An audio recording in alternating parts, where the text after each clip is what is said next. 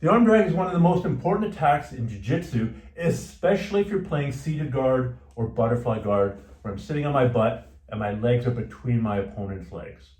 Now, Marcelo Garcia in 2003 introduced this move to jiu-jitsu functionally, and he arm dragged his way to victory in Abu Dhabi in ADCC. It was amazing, and ever since then, every serious practitioner has to do the arm drag. So here are the 5 mistakes that beginners tend to make. Number 1, when they're doing an arm drag and they're pulling the arm across their body, they tend to pull their opponent onto themselves. They tend to go like this. And then my opponent flattens me out. Look back, please.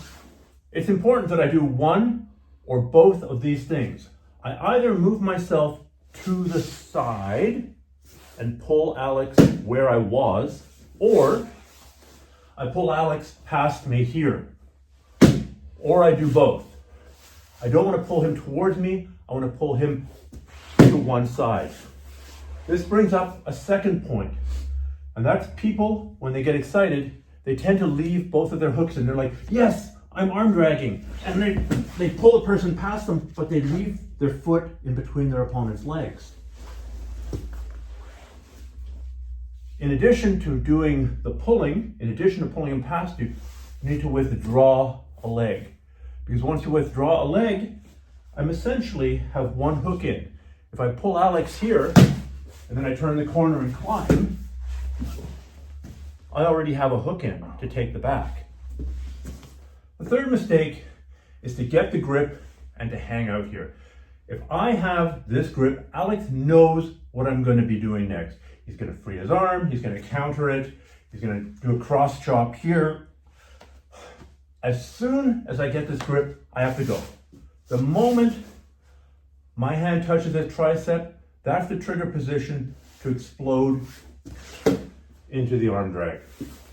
And there's a drill that I'll link to that I showed with Rob Bernacki in the BJJ Games instructional that'll make this instinctive. But the gist of it is, we're here and Alex's goal is to stand up. But to stand up, he needs to put his hands on my knees or on my ankles. As soon as he puts his hands, one hand or the other, on my knee, that's when I shoot the arm drag. The fourth mistake that people make is they try doing the arm drag from too close. I need a little bit of room to maneuver. If I'm trying to do the arm drag when I'm 12 inches away from Alex, it's gonna be very difficult to pull him across. It's also gonna be very difficult to extract my leg. In fact, he can just crowd my leg here, there, and that can shut down my arm drag. So it's a middle range maneuver. The arm drag without the gi is a mid-range maneuver. The arm drag with the gi can be a little bit longer, especially if it's not the arm drag anymore, it's usually the lapel drag.